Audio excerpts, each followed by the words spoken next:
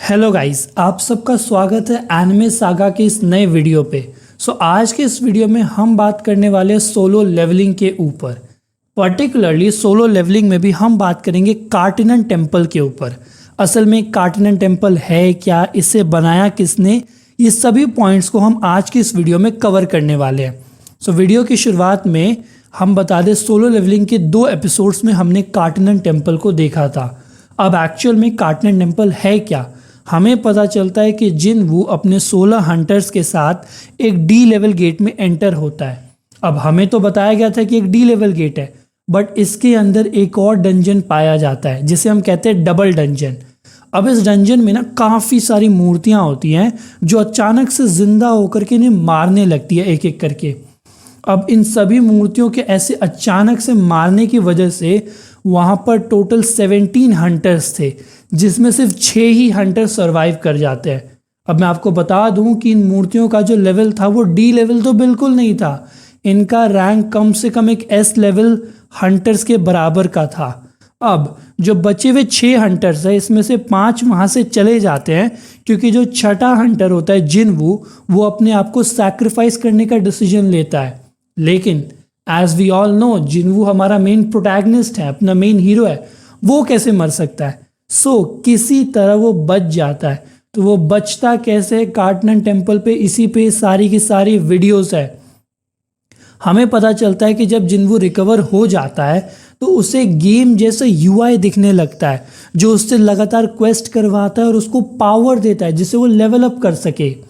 तभी तो इस एनिमे का नाम भी रखा गया सोलो लेवलिंग, क्योंकि अपना जो मेन कैरेक्टर है जिनवू, वो धीरे धीरे लेवल अप कर रहा है। अब हम जानते हैं कि आखिर ये कार्टिनन टेम्पल बनाया किसने और जिनवू उस दिन बचा कैसे। अब उस कार्टिनन टेम्पल पे ना 2 स्टैचूज काफ़ी इंपॉर्टेंट रोल प्ले करती हैं। एक स्टैचू थी वो गॉड लाइक स्ट्रक्चर जो सुप्रीम थ्रोन के ऊपर बैठा हुआ था, और दूसरा आर्किटेक्ट की, जिसके स्टैचूज के ऊपर जो विंग्स नहीं लगे थे, जो विंग्स थे जिसके ऊपर रूल्स लिखे थे, वो था अपना आर्किटेक्ट। अब ये जो गॉड लाइक स्टैचू था ना, जो थ्रोन के ऊपर बैठा था, इससे आप सोलो लेवलिंग का एक यूनिवर्सल किंग मान लो, मतलब दी एब्सोल्यूट बीइंग, जिसके पास सबसे ज़्यादा पावर होती है।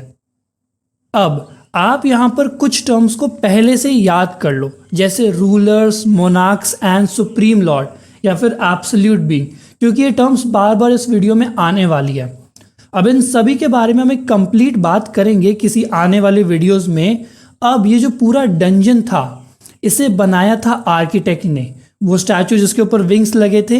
अब आर्किटेक्ट ने जो पूरा डंजन था ना, वो बनाया था सिर्फ उस एक पर्सन को फाइंड करने के लिए जो शैडो मोनार्क की पावर को समन करेगा।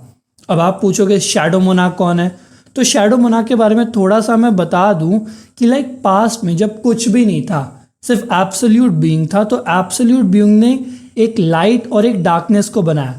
तो जो लाइट है उसमें से 8 रूलर्स निकलते हैं और डार्कनेस में से 8 मोनार्क्स निकलते हैं। अब इन जो रूलर्स का जो सबसे स्ट्रॉन्गेस्ट रूलर था, जिसे हम फ्रैगमेंट ऑफ लाइट भी कहते हैं, उसका नाम था ऐशबॉर्न। कुछ इंसिडेंट होते हैं जिस वजह से ऐशबॉर्न मारा जाता है, और ऐशबॉर्न मरने के बाद एक मोनार्क बन जाता है, इसीलिए हम उसको कहते हैं शैडो मोनार्क। वीडियो आगे चलने से मैं आपको ये पहले बता दूं कि जो अपना सोलो लेवलिंग का पूरा यूनिवर्स है ना, इस पूरे यूनिवर्स में सबसे स्ट्रांग है एब्सोल्यूट बीइंग, और उसके बाद अगर कोई सबसे स्ट्रांग है तो वो है अपना शैडो मोनार्क। अब शैडो मोनार्क की जो इतनी पावर है, वो कोई भी ह्यूमन ऐसे ही थोड़ा ना इनहेरिट कर लेगा। उसके पावर को इनहेरिट करने के लिए ह्यूमन को खुद भी बहुत स्ट्रांग होना पड़ेगा। इसी वक्त गेम में एंट्री होती है अपने आर्किटेक्ट की।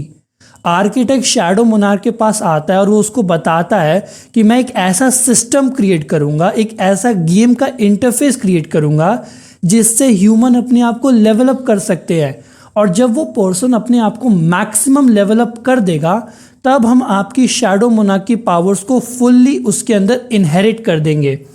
अब आप समझे, वो सारा का सारा जो क्वेस्ट जो भी जिनवू पूरा करता था, वो असल में आर्किटेक्ट का ही बनाया हुआ था। बट इसमें चीज़ ये है ना कि आर्किटेक्ट जो चाहता था, वो एक स्ट्रॉन्ग पर्सन को चाहता था। वो चाहता था शैडो मोनार्क की पावर को एक स्ट्रॉन्ग पर्सन इनहेरिट करे, लेकिन शैडो मोनार्क ने कहा था कि नहीं, मैं चाहता हूँ मेरी पावर्स किसी एक वीक पर्सन को मिले, स्पेसिफिकली एक ऐसे पर्सन को मिले जिसने डेथ को बार बार अपने सामने देखा हो। सो इस वजह से जो शैडो मोनार्क है वो जिन वू को चूज करता है। अब आर्किटेक्ट को भले पसंद आए ना आए, उसे शैडो मोनार्क की बात तो माननी थी, तो उसने एक पूरा का पूरा कार्टिनन टेम्पल क्रिएट किया एज अ टेस्ट कि क्या जिनवू वर्दी है उस ताकत के लिए। तभी हम देखते नहीं कि जिनवू वो तीनों रूल्स को फॉलो करता है, खुद को सैक्रिफाइस करता है। एंड ये सब देख करके आर्किटेक्ट का भी माइंड चेंज होता है कि नहीं, जिनवू के पास तो काफ़ी ज़्यादा विल पावर है, ये तो बहुत ही डिटर्मिनेशन वाला बंदा है, जिस वजह से उन्होंने वो पूरा कार्टिनन टेम्पल का टेस्ट लिया था। अब जो कार्टिनन टेम्पल का टेस्ट था वो टोटल 3 फेज में था कि पहले वर्कशिप करो, फिर प्रेज करो, फिर एलिजेंस, अपनी ईमानदारी को प्रूव करो। ये सब करके जिनवू ने अपना टेस्ट बहुत अच्छे तरीके से पास कर लिया था। एमए के अंदर जब जिनवू ने अपना टेस्ट पास कर लिया था तो आर्किटेक्ट ने उसको अपना जो भी इंटरफेस था सिस्टम का वो जिनवू को प्रोवाइड करवाया। अब एक चीज़ आप नोटिस करोगे कि जो सोलो लेवलिंग का पूरा यूनिवर्स है ना, इस पूरे के पूरे यूनिवर्स में हम नोटिस करते हैं कि जब भी कोई ह्यूमन अवेक होता है तो उसकी जो पावर होती है वो फिक्स लेवल पे रुक जाती है। जैसे जो मिस्टर गो थे उनकी पावर एस रैंक पे थी, जिनचुल था उसकी ए रैंक पे थी, ऐसे करके एक फिक्स रैंक मिलती है। बट जिनवू के केस में वो ये रैंक को लेवल अप कर सकता था और ये सब हुआ था आर्किटेक्ट के उस सिस्टम की वजह से।